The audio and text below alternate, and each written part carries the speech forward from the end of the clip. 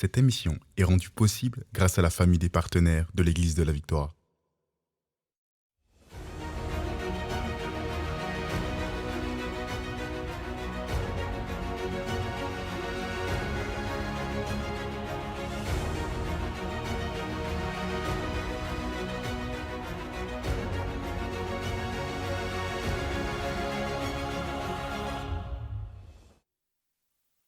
Bonjour tout le monde et bienvenue à l'émission Parole de foi. Ici le pasteur Joël Spinks. Je suis heureux d'être là avec vous aujourd'hui pour vous encourager dans la foi, pour vous partager les révélations que j'ai reçues de la part de Dieu, des révélations qui vont changer vos vies.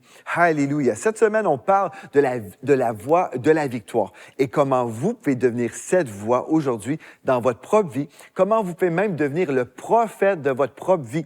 Oui, en fait, si vous lisez la parole de Dieu et vous découvrez les promesses de Dieu qui vous concernent, vous pouvez les recevoir dans vos cœurs, les déposer dans vos cœurs, les déclarer. Et quand vous déclarez la parole de Dieu, vous allez prophétiser sur votre avenir et c'est vraiment des promesses glorieuses parce que Dieu a des projets de paix pour vous, des projets de paix et non de malheur, afin de vous donner un avenir et de l'espérance. Donc, gloire à Dieu pour la parole. Merci Seigneur pour cette parole et merci Seigneur pour vous. Et vraiment, au tout début, comme je dis souvent, allez chercher un stylo, un carnet pour prendre en note les versets de la parole de Dieu qu'on va voir ensemble parce que c'est vraiment un temps d'étude dans la parole, mais un temps d'étude rempli de révélations pour vous, pour changer vos vies. Comme on a vu dès le début de cette semaine, en fait, vraiment, l'Esprit de Dieu veut vous transformer pour le bien. Il veut vous accorder des révélations, des connaissances révélées à partir de la parole de Dieu pour vivre une différence.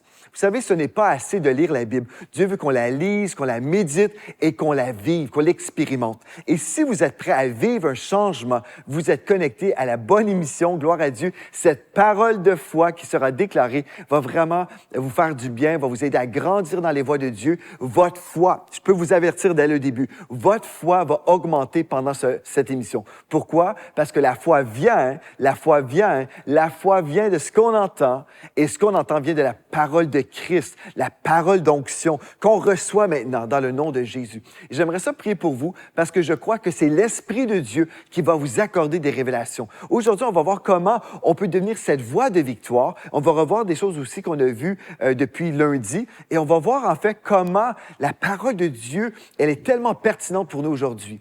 Donc, Père éternel, je veux prier pour mes frères et mes sœurs. Alléluia. Merci pour cette famille de foi dans les nations.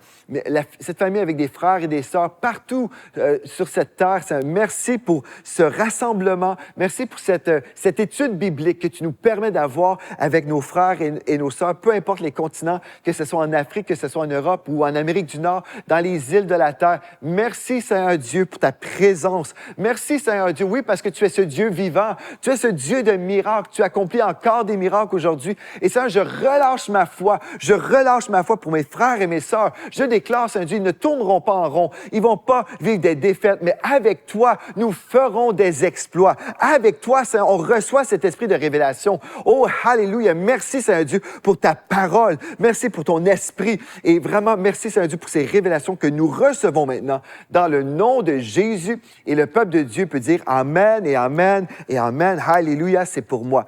On a vu dans notre première émission que les promesses de Dieu sont pour nous oui et amen. Et on a vu en fait que les promesses de Dieu sont pour nous grâce à Jésus-Christ, notre source. On a lu 2 Corinthiens chapitre 1, verset 20. Donc 2 Corinthiens chapitre 1 et au verset 20, nous avons que c'est par la révélation de Jésus-Christ, par la révélation de notre rachat en Jésus-Christ, nous pouvons expérimenter les promesses de Dieu. Hier, dans notre émission, nous avons vu que la clé de la manifestation des promesses de Dieu, en fait, cette clé réside dans la révélation du rachat en Jésus-Christ. Maintenant, on a déjà dit, le mot rachat, ce n'est pas un mot populaire.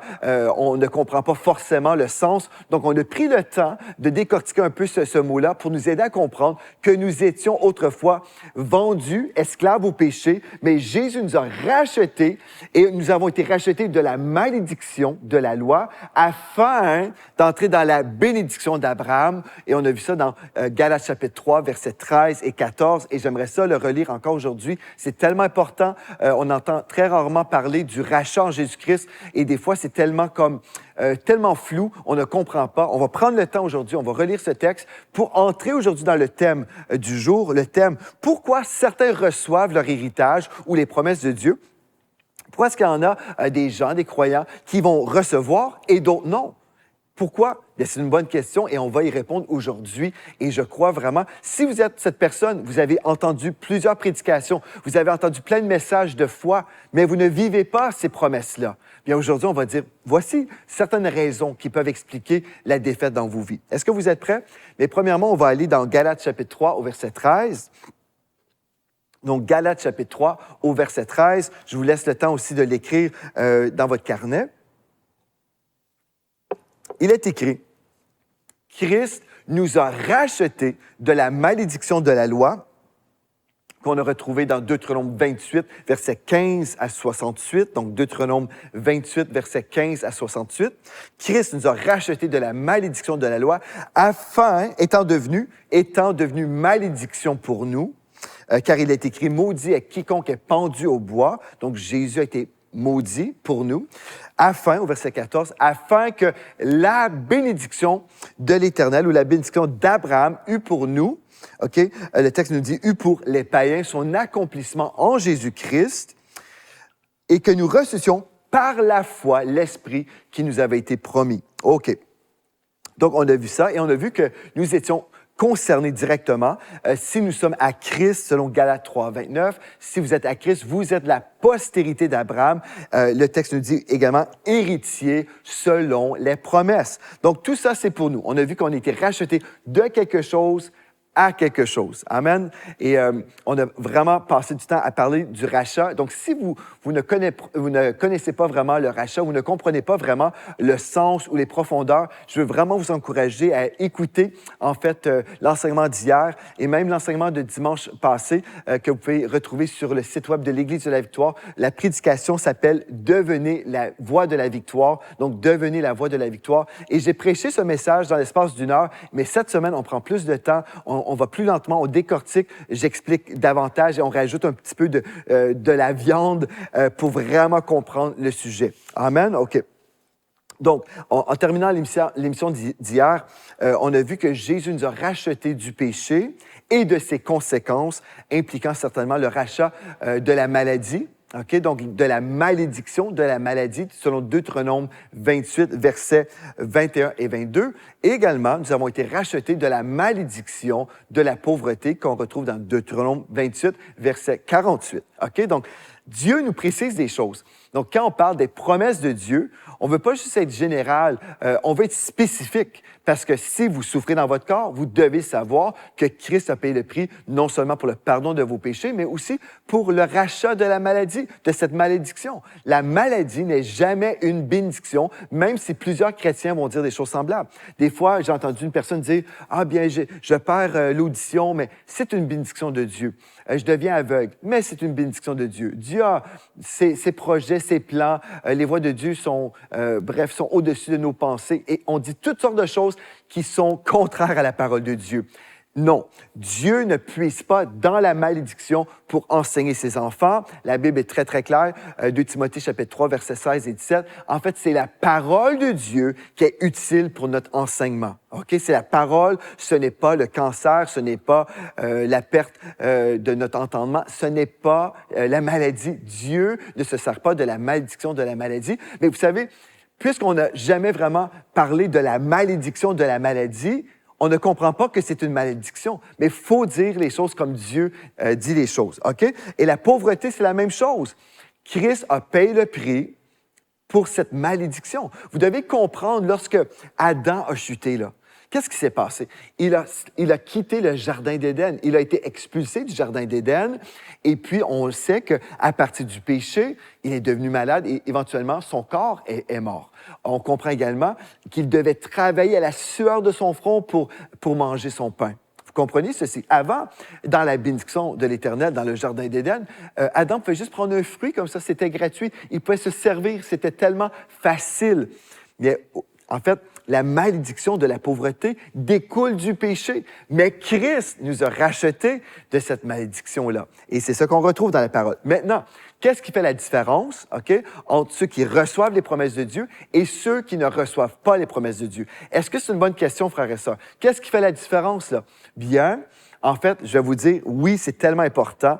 La première chose, c'est une question de foi. C'est une question de foi. C'est parce que je ne crois pas, en fait, et peut-être c'est parce que je n'ai jamais entendu parler de ces choses-là, mais le fait d'être ignorant, de ne pas connaître ces choses-là, bien, fait en sorte que je ne peux pas relâcher ma foi dans ce que j'ignore. Ce n'est pas pour juger l'ignorant, celui qui n'a pas entendu ces choses. Ce n'est pas du tout pour juger. C'est simplement pour comprendre aujourd'hui, si je n'entends pas parler de ce que Jésus a vraiment fait pour moi, autre que le pardon de mes péchés, comment puis-je relâcher ma foi pour recevoir toute la provision de Dieu?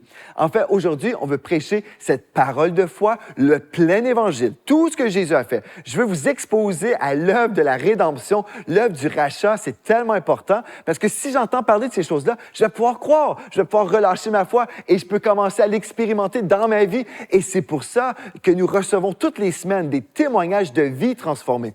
Ce n'est pas parce que nous prêchons bien ou nous sommes éloquents, ça n'a rien à voir. C'est simplement parce que nous déclarons ce que Dieu a dit et on a supprimé les traditions humaines. On a dit, voici ce que Dieu dit lui-même. Et on répète, on dit ce que Dieu a dit. Et là, les gens captent la vérité et ils disent, ah, c'est ça. Et ils savent dans leur cœur, c'est vrai, Christ m'a racheté. Ils commencent à croire pour la délivrance des dettes. J'étais ici à l'église l'autre jour, on était dans un tournage merveilleux de Victoire Musique et une sœur vient me voir à la toute fin me disant, Pasteur Joël, avant, j'étais endetté. J'avais 9 000 de dettes et puis j'ai entendu les enseignements sur l'économie du royaume, vos enseignements. Elle me dit, j'étais endetté, on m'avait même prêché contre la dîme, et puis là, j'avais arrêté de remettre au Seigneur ce qui lui appartenait. Donc là, je vivais toutes sortes de choses difficiles sur le plan économique, mais quand j'ai entendu le message que j'avais été racheté, quand j'ai entendu le message, en fait, sur l'économie du royaume, c'est alors que j'ai vu, dans l'espace d'un mois, là, j'ai vu la délivrance de mes dettes de 9 000 comme ça. Alléluia! Et on reçoit des témoignages comme ça constamment. Pourquoi? Parce que la foi vient de ce qu'on entend. Et ce qu'on entend vient de la parole de Christ. Et quand j'entends, je peux relâcher ma foi et je peux vivre des percées. Alléluia. Donc, la première chose que j'aimerais souligner maintenant, qu'est-ce qui fait la différence entre celui qui reçoit et celui qui ne reçoit pas? La première chose, c'est une question de foi. Et on voit dans Romains chapitre 10, au verset 8, je vais juste vous dire, en fait, vous citer rapidement, Or, c'est la parole de la foi que nous prêchons. Tout simplement, vous pourrez prendre le temps à la maison, Romains 10, 8 à 10. Or, c'est la parole de la foi que nous prêchons. Et c'est pour ça que cette émission s'appelle la parole de la foi, ou l'émission Parole de foi, parce que nous prêchons la foi dans la parole de Dieu. C'est ça que ça veut dire. La parole de foi, c'est notre foi que Dieu dit la vérité dans sa parole. Amen. Mais nous prenons sérieusement ce que Dieu a dit. Et s'il y a une tradition humaine qui nous dit, ce n'est pas pour toi, ce n'est pas pour vous, on va dire, non, je vais compter les hommes comme menteurs et que Dieu dit vrai. Amen. OK. Donc, c'est une question de foi et c'est aussi une question de persévérance dans la foi. Hébreux, chapitre 6, au verset 12, nous dit, « Ainsi, ne vous relâchez pas, mais vous imiterez ceux qui, par la foi et la persévérance, reçoivent l'héritage promis. » OK? Donc, ça, c'est tellement important. Certaines personnes vont commencer à croire, ils vont dire, « Ah oui, j'entends le message, je crois. » Mais ils vont abandonner parce qu'il peut y avoir des vents contraires. On peut se retrouver dans des épreuves que le diable nous envoie pour nous faire abandonner la foi. Mais ce qu'on doit faire, c'est vraiment dire, non, si Dieu l'a dit, c'est vrai et je vais croire ce que Dieu a dit, peu importe les vents contraires. Et je veux juste ouvrir une parenthèse pendant quelques minutes ici concernant les épreuves. On va aller ensemble dans Jacques chapitre 1 et au verset 2 à 4. Et oui, je vais répondre en fait à la question aujourd'hui, pourquoi certaines personnes vont recevoir et d'autres non. OK, c'est tellement important, mais je vais ouvrir cette parenthèse concernant les épreuves parce qu'il y a beaucoup de traditions dans notre monde chrétien, des traditions qui enseignent que Dieu envoie constamment des épreuves pour nous raffiner, pour nous transformer à partir de l'épreuve. Il y a vraiment beaucoup de croyances à ce niveau-là, surtout dans le monde francophone. Mais est-ce que vous êtes des gens de la parole aujourd'hui? Croyez-vous que la parole de Dieu, elle est vraiment inspirée? Croyez-vous que tous les versets, toutes les paroles, en fait, sont inspirées de Dieu dans les langages originaux? Bien, si vous dites oui, je crois que c'est vraiment que la parole de Dieu, la Bible, est vraiment, littéralement, la parole de Dieu. Gloire à Dieu, on va voir ce que Dieu dit lui-même concernant les épreuves. Amen. Donc, dans Jacques, chapitre 1, versets 2 à 4, écoutez bien ceci. Parce qu'en fait, si je veux vivre les percées, je dois comprendre comment fonctionnent les épreuves. Mes frères, regardez, ou dans la version Darby, le texte c'est estimé, okay? Donc regardez ou estimez comme un sujet de joie complète ou parfaite dans la Darby, les diverses épreuves auxquelles vous pouvez être exposés. Donc quand on se retrouve dans une épreuve, c'est rare qu'on ait le goût de dire « Oh, alléluia, je me réjouis ». On n'a pas le goût de faire ça. Mais Dieu nous dit, ici, le Saint-Esprit nous a dit à travers l'apôtre Jacques, donc, mes frères, regardez comme un sujet de joie complète les diverses épreuves auxquelles vous êtes exposés. Pourquoi donc? Au verset 3, sachant que l'épreuve de votre foi produit la patience. Donc, ce n'est pas l'épreuve en soi, mais c'est l'épreuve de votre foi. L'épreuve de votre foi qui va produire la patience ou l'endurance. Bon, pourquoi c'est important de préciser ça, là? C'est parce que l'épreuve en soi ne produit rien, mais détruit même. OK? Comprenez ceci. Il y a des gens que vous allez retrouver sur la rue qui ne sont ni chrétiens, ni croyants, dans rien du tout, là, par exemple, et puis ils sont super éprouvés. Il y a des gens qui vivent, des sans-abri, qui sont des gens dans toutes sortes de difficultés. Ce n'est pas le fait qu'ils sont éprouvés, qu'ils sont forcément plus matures spirituellement. L'épreuve ne nous rend pas matures. L'épreuve ne nous rend pas saints. En fait, c'est l'épreuve de notre foi. C'est ça que le texte nous dit. L'épreuve de votre foi produit la patience. Qu'est-ce que ça veut dire? L'épreuve de ma foi. Si je crois que l'Éternel est mon berger, c'est ça que le texte me dit dans le psaume 23 au premier verset. L'Éternel est mon berger, je ne manquerai de rien. Mais là, le diable vient m'éprouver, OK? Je sais pas, ma voiture vient de briser, ça me coûte des milliers de dollars, et puis je me retrouve dans une situation compliquée. Là, l'épreuve est arrivée, OK? Comment vais-je réagir par rapport à cette épreuve? Est-ce que je vais dire, « Ah, bien là, Dieu m'a abandonné. Ah, bien non, Dieu ne prend pas soin de moi. » Et là, je commence à déclarer toutes sortes de choses négatives et j'abandonne la foi à ce niveau-là. Bon, mais la foi véritable va dire, OK, bon, il y a cette épreuve, cette difficulté, mais je vais continuer de déclarer, je vais dire, Seigneur, oh, alléluia, même si je vis cette situation compliquée, difficile, je vais continuer à déclarer, en fait, que l'Éternel est mon berger. Je vais déclarer que mon Dieu pourvoit tous mes besoins selon sa richesse avec gloire en Jésus-Christ. C'est ça que je vais déclarer. Oh, Seigneur, je déclare et je continue, je crois, même s'il peut y avoir des vents contraires, je crois et le diable ne réussira pas à me faire abandonner la foi par des épreuves. Vous comprenez? Donc, l'épreuve de votre foi. Mais il faut que la patience ou l'endurance accomplisse parfaitement son œuvre. C'est quoi son œuvre? C'est la persévérance. Il faut continuer, il faut croire constamment afin que vous soyez parfaits et accomplis sans faillir en rien. C'est-à-dire, il faut devenir mature afin de voir les promesses de Dieu se réaliser. Voyez-vous, donc on a tellement élevé les épreuves pensant que c'était l'école du Saint-Esprit pour nous. Non, en fait, c'est la parole de Dieu qui nous enseigne ces voies. Mais on peut vivre des épreuves, des choses qui viennent contre nous. Et là, on va devenir fort et endurant lorsqu'on résiste, lorsqu'on refuse d'abandonner, lorsqu'on dit « Seigneur, je vais continuer de croire ta parole ». Comprenez-vous? OK. Ça, c'est tellement important. Donc, j'ai déjà mentionné une des raisons pour laquelle on peut voir, bon, certaines personnes recevoir leurs promesses et d'autres non, c'est parce que certains ne croient pas et d'autres vont simplement abandonner en chemin. Mais gloire à Dieu, aujourd'hui, on peut choisir d'être des personnes de foi. Alléluia. Donc, je ferme la parenthèse sur les épreuves. Donc, je parle premièrement de la foi. Et si vous êtes en accord avec moi, la foi et la persévérance sont deux choses extrêmement importantes. Gloire à Dieu. Maintenant, une autre raison, une deuxième raison que certaines personnes ne recevront pas leur provision, leur promesse, c'est à cause de l'ignorance. L'ignorance, c'est une des raisons. En fait, on peut aller dans la parole dans Romains chapitre 10 maintenant, Romains chapitre 10 au verset 14. Comme j'ai déjà mentionné, si je n'entends jamais parler du rachat en Jésus-Christ, si je n'entends pas dire que par exemple, la maladie fait partie de la malédiction de la loi, comment puis-je croire que j'ai été racheté de cette chose-là? Je peux croire, en fait, que c'est normal, que je dois vivre dans la pauvreté. En fait, je lis que l'apôtre Paul nous exhorte à être contentés avec ce que nous avons, par exemple, dans les Épîtres. Et on a mal interprété ce texte-là comme si Dieu nous dit « Ne vous attendez à rien, ne rêvez à rien, n'aspirez à rien, soyez contentés avec ce que vous avez. » En fait, quand Dieu nous dit, par l'entremise de l'apôtre Paul, qui est inspiré par le Saint-Esprit en écrivant ce texte, « Contentez-vous, soyez contents avec ce que vous avez », ça veut simplement dire qu'on doit être reconnaissant, on doit être content pour les bénédictions présentes. On doit dire « Merci Seigneur Dieu, merci parce que j'ai une tasse. Alléluia, merci, je suis dans le contentement plutôt que dans l'ingratitude. » Voyez-vous, il y a une différence. Ça ne veut pas dire que je ne peux pas aspirer à avoir d'autres choses dans la vie. Mais des fois, on a eu tellement cette vision de Dieu, un Dieu traditionnel qui n'est pas le Dieu de la Bible, le Dieu des hommes. C'est un Dieu inventé avec des pensées tellement tordues sur Dieu. Notre Dieu est notre Père céleste. Il nous aime. Votre Père céleste vous aime. Il veut prendre soin de vous à tous les niveaux. Christ a payé le prix pour vous racheter de vos péchés, de la maladie, de la pauvreté. Il veut vous accorder sa paix, sa joie. Votre Père céleste est meilleur que vous. Si vous êtes un père, bien, j'aimerais vous dire que notre Père céleste est encore supérieur à vous. Il vous aime encore plus que vous pouvez aimer vos propres enfants.